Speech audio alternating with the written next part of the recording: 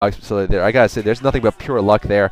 You know, he put it in the just happened to be the vulnerable spot. I was gonna say Free is not gonna be that far behind, but just looking at the probe massacre that just occurred here, Free is gonna be behind here economically, even though Jaedong, of course, barely has his second hatch up, and he's gonna lose pretty much all of his overlords. He's getting a robotics facility now in his base. Certainly, Jaedong is not out of the woods by any means. He's not assured this game by any means at this point, but he does have his natural up. I think he does have as many drones as probes of Free. Meanwhile, the Zealot's moving out for an attack at the front, but if Jaedong has just one lurker, he can pretty much slow down his attack enough.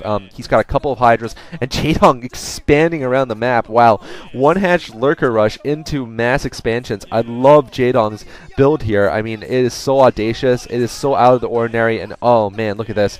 Cybernetics Core in range of the lurkers might be able to pick it off, actually, and that will be really, really bad, of course. Robotics support going to go down here. Jaedong taking down the natural and a gazillion probes with it. And the observatory is going to go down also. Wow. So this is going to slow Free down even more. Free, of course, probably is going to have an observer out by the time that lurker, well, by the time those lurkers kill the observatory. But it's not going to matter because Jaedong has an economic advantage now, despite having started off with one hatchery, ladies and gentlemen, one hatchery going into lair. And this just shows you the importance of information. Obviously, it's not Free's fault that he didn't have the information. He couldn't have had it. You know, there's just no way against that many Zerglings that he was going to get it. And wow, Jaedong smartly stacking 3 lurkers there, so Zealots were basically not be able to kill those lurkers there. Because they just get owned by the lurkers as they try to approach. Observatory going down, another pylon going down, Simulator is going to go down, and Jaedong at 4 bases against Free is 1 base. Absolutely smart build there. I like the fact that he actually changed techs and went for the expansions instead of trying to do something off of just 1 or 2 hatcheries. You know, just continuing with the Hydralisks. That wouldn't have worked, I think, as well as what he's doing now. I think he's going to take the game here. Jaedong just showing absolutely creative play, going for this build here. Free has a slow Reaver without a shuttle crawling around the ground here.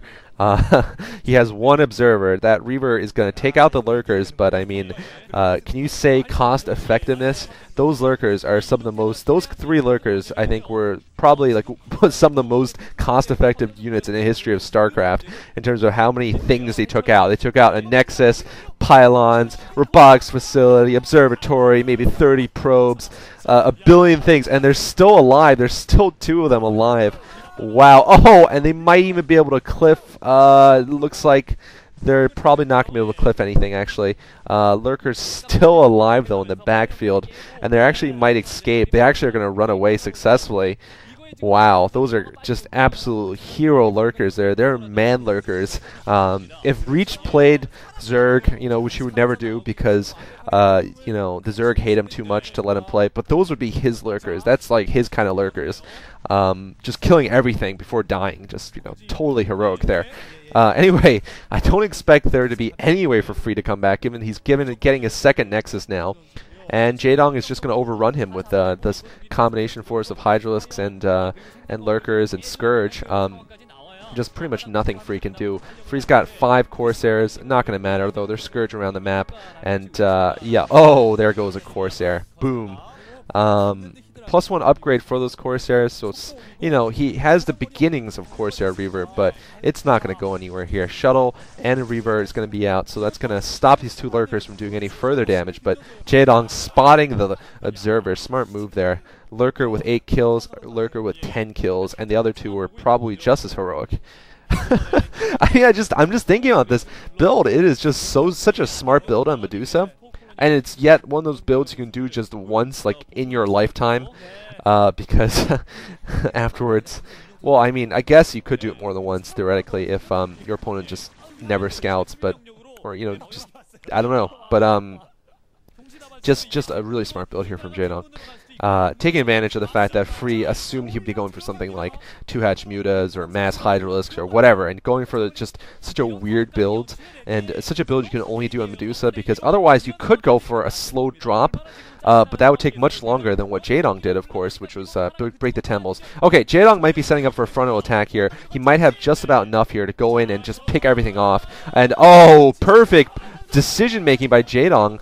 Well, I guess he's not going to go and try to finish things off, but he forced those zealots to the backfield with those 2 lurkers. All right, those hero lurkers, they're going to get buried. Their remains are going to get buried on Char. They're going to be enshrined. Jaedong, so many bases right now. 4 bases, 5th base going up. This is just brutal here. Oh, now he's going in from the back. Ouch. There is just nothing he can do here. Free is so... Man, I mean...